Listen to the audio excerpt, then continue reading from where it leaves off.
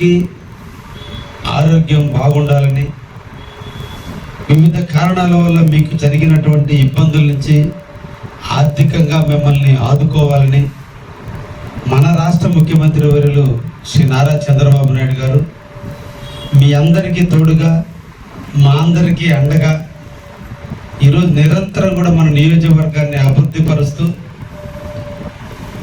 ప్రతి ఒక్కరికి కూడా ఏదో విధంగా ఆదుకోవాలని తపన పడుతూ ఈ రోజున ఎవరైతే హాస్పిటల్ పాలయ్యి ఆర్థిక ఇబ్బందులు ఎదుర్కొన్నారో వారి అందరికీ కూడా ఆ ఇంటి తండ్రిగా ఈరోజు మన ముఖ్యమంత్రి గారు మనకి ఆర్థిక సహాయం అందిస్తున్నటువంటి పరిస్థితుల్లో వారికి సందర్భంగా కావలి నియోజకవర్గ ప్రజానీకం తరపున ధన్యవాదాలు తెలియజేస్తూ వారి చల్లని నీడలో ఈ రాష్ట్రం ఇంకా అభివృద్ధి చెందుతుందని, ప్రతి ఒక్కరు కూడా ఆరోగ్యవంతులుగా ఉండటం కోసం వారు చేసేటువంటి ప్రతి పనికి ఆ దేవుని ఆశీస్సులు ఎప్పుడు కూడా ఆయనకు ఉండాలని, ఆయన నీడలో మనం అందరం కూడా అభివృద్ధి చెందాలని ఆ మహానుభావుని మనందరం కూడా తలుసుకుంటూ ఈ రోజున ఈ సిఎంఆర్ కార్యక్రమాలు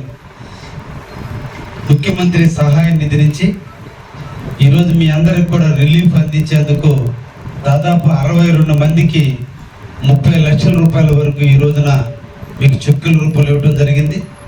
ఈ ఒక్క నెలలోనే మొన్న 18వ తేదీ ఒక 61 మందికి అందించడం, ఈ రోజున ఒక 62 మందికి, అంటే ఈ ఒక్క నెలలోనే దాదాపు 121 మందికి ఈరోజు చెక్కులు పంపిణీ చేస్తున్నారు. మన నియోజకవర్గంలో 121 మంది అంటే ఇలా రాష్ట్రంలో అన్ని నియోజకవర్గాల్లో ఇంకా ఎన్ని చెక్కులు ఇచ్చుంటారో ఒక్కసారి ఆలోచించండి. ఈ రోజున రాష్ట్రం అప్పుల పాలైంది.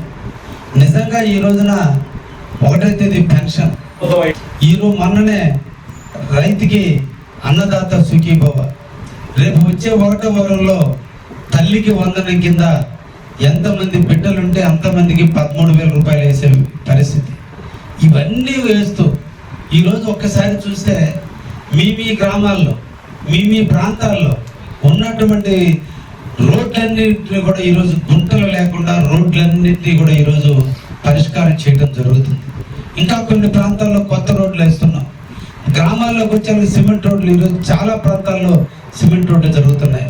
గత 5 సంవత్సరాలలో ఒక్కసారి ఇవన్నీ మీరు నెమరు వేసుకోవాలి. గత 5 సంవత్సరాల్లో ఏ గ్రామాలైనా సిమెంట్ రోడ్లు వేశారా? గత 5 సంవత్సరాల్లో సీఎం రిలీఫ్ ఫండ్ ఈ విధంగా ఇచ్చారా? గత 5 సంవత్సరాల్లో అన్నదాత సుఖీభవ కింద ప్రతి కుటుంబానికి 20,000 రూపాయలు ఇవ్వడం జరిగిందా? లేదంటే తల్లికి వందనం కింద ఎంతమంది బిడ్డలు ఉంటే అంతమందికి 15,000 రూపాయలు ఇవ్వడం జరిగిందా? పిల్లలందరికీ యూనిఫామ్లు కానీ, షూలు కానీ, బుక్స్ కానీ, సాక్సులు కానీ అన్నీ కూడా ఇవ్వటం జరిగిందా? ఇచ్చినటువంటి వాటిలో నాణ్యతగా ఉన్నాయా? ఇవన్నీ కూడా మీరు కూడా ఆలోచించాలి. ఏదో ఒక అనాలోచితమైనటువంటి ఆలోచనతో ఏదో ఆయన ఆ పార్టీలో ఉన్నాడు కాబట్టి నేను ఈ పార్టీలో ఉండి ఓటేద్దామంటే మనం తీసుకున్న నిర్ణయం వల్ల మన రాష్ట్రాన్ని మనమే నాశనం చేసుకుంటున్నాం. మనమే మన ప్రాంతాన్ని అభివృద్ధికి నోచుకోకుండా చేసుకుంటున్నాం. ఎవరు నిరంతరం కూడా ప్రజల కోసం ఆలోచిస్తున్నారు, నిరంతరం ప్రజలకు అందుబాటులో ఉంటున్నారు, ఎవరు నిరంతరం కూడా ప్రజలకు ఏదో ఒకటి చేయాలని ప్రయత్నం చేస్తున్నారు. మనకి చేతికి దెబ్బ తగిలితే అమ్మ అని అంటున్నాం, ఫస్ట్ కూర్చొచ్చే తల్లి.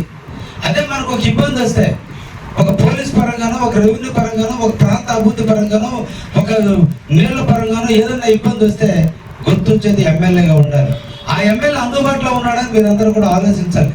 కాబట్టి రాజకీయ పార్టీలు మనకు కాదు, మనకు అందుబాటులో ఉండి పనిచేసేటువంటి పార్టీలని మనం ఆదరించాలి. ఈరోజు 76 సంవత్సరాలు. ఈరోజు ఒక్కసారి ఆలోచిస్తే మన ఇంట్లో కూడా 75 సంవత్సరాల వయసు ఉన్నటువంటి మన తల్లిదండ్రులు, మన తాతలో ఉన్నారు. ఒక్కసారి మనోళ్ళు ఇంట్లో ఏం చేస్తున్నారో ఒక్కసారి ఆలోచించండి. కానీ ఈరోజు రాష్ట్ర ముఖ్యమంత్రి శ్రీ నారా చంద్రబాబు నాయుడు 76 ఏళ్ల వయసులో రోజుకు 16 గంటల పాటు ఈ రాష్ట్రం కోసం తపన పడుతున్నాడు. అప్పుల పాలైనటువంటి రాష్ట్రాన్ని అప్పులు తీర్చి తాతలు మొదలుకొని పుట్టిన బిడ్డ వరకు ఏదో విధంగా అందరూ ఆరోగ్యంగా ఉండాలి, ఆర్థికంగా బాగుండాలి, అన్ని ప్రాంతాల్లో రోడ్లు ఉండాలి, అన్ని గ్రామాలకి మంచినీటి సదుపాయాలు కావాలి, అన్ని ప్రాంతాల్లో కరెంట్ ఉండాలి, రైతులు 9 గంటల కరెంటుతో పంటలు పండించుకోవాలి. ప్రకృతికి వర్షం కురిసి ఈరోజు డ్యాములను నీళ్లు ఉండాలి. నీళ్ళ ద్వారా రైతాంగం అంతా కూడా చెరువుల ద్వారా పంటలు పండించుకోవాలని ఈరోజు ఆలోచిస్తున్న ఏకైక వ్యక్తి ఎవరున్నా ఉన్నారంటే మన రాష్ట్ర ముఖ్యమంత్రి శ్రీ నారా చంద్రబాబు నాయుడు గారు. మనం ఆలోచించాలి. ఒక ఓటు, ఉచితంగా వచ్చిన ఓటు, క్యూలో నిలబడి 1 గంట 2 గంటలు నిలబడి ఓటు వేసేటప్పుడు ఒక్కసారి మనం ఆలోచించాలి. ఊర్లో ఆయనకు నాకు పడదు కాబట్టి ఆయన అటు ఉన్నాడు కాబట్టి ఇట్లుంటాను కాదు. ఈరోజు మనం తీసుకునే నిర్ణయం, మనం ఆలోచించే విధానం, మనం తీసుకునే తప్పుడు నిర్ణయం 5 సంవత్సరాలు మన శాపం కాకూడదు. ఈరోజు మాకు ఓట్లు లేవు, ఇప్పుడు మాకు అవసరం లేదు.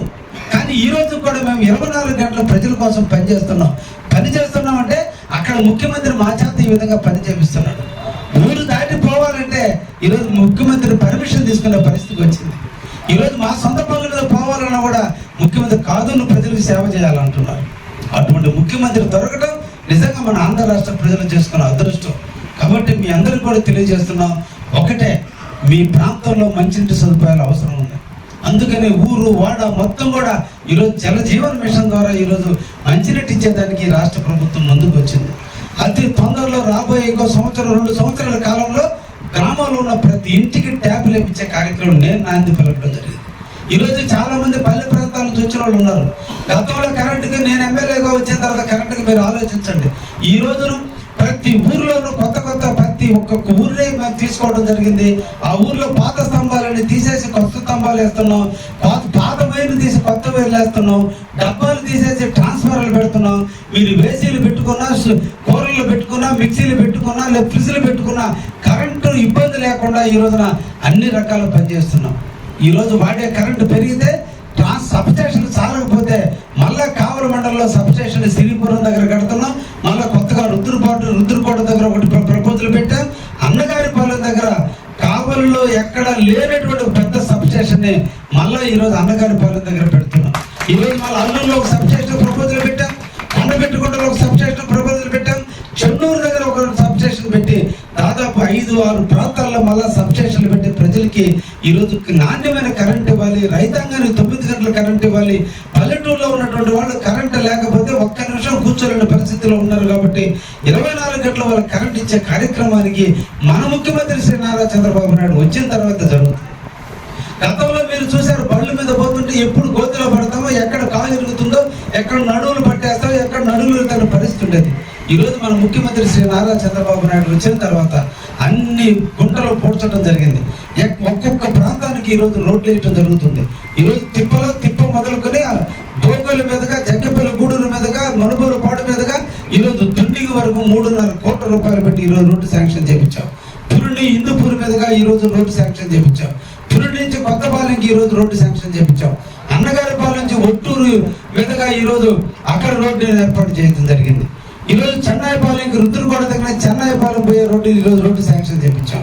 ఈ రోజున ఎక్కడ కూడా రోడ్లు ఇబ్బంది లేకుండా ప్రజానీకానికి ఈరోజు రోడ్లు ఇస్తున్నాం. అంటే ఇదన్నీ కూడా ఎక్కడో కూర్చున్న ముఖ్యమంత్రి మనూరు రోడ్డు కోసం, మనూరు మంచినీళ్ళ కోసం, మనూరు కరెంటు కోసం ఈరోజు నిరంతరం కూడా చేస్తూ మళ్ళా మన ప్రజలు ఎక్కడ ఇబ్బందులు పడతారని 1వ తేదీ వస్తే పెన్షన్లు ఇస్తున్నారు. సంవత్సరానికి 3 సార్లు రైతాంగానికి అన్నదాత సుఖీభావ ఇస్తున్నారు. బిడ్డలు చదివించుకోవడం కోసం ఈరోజు ప్రతి తల్లు లాక్కుండా 13,000 రూపాయలు, స్కూల్ మెయింటెనెన్స్ కోసం 2,000 రూపాయలు కలిపి 15,000 రూపాయలు ఇస్తున్నారు. ఇవన్నీ ఇస్తున్నప్పుడు మనందరూ కూడా ఆలోచించాల్సింది. ఒక్కసారి ఆలోచించండి, ఎప్పుడైనా 2 పంటలు మనకి కావలి నియోజకవర్గంలో మనం చూసామా? తగదెత్తి మండలం కానీ, భోగోలు మండలం కానీ, కావలి మండలంలో ఈరోజు 2 పంటలు రైతాంగం వేసుకోవడానికి ముందుకు వస్తే నీళ్ళు ఇవ్వడానికి ఈరోజు మేము సిద్ధంగా ఉన్నాం. ఎందుకంటే రాజు మంచివాడైతే ఆ రాజ్యం సుభిక్షంగా ఉంటుంది.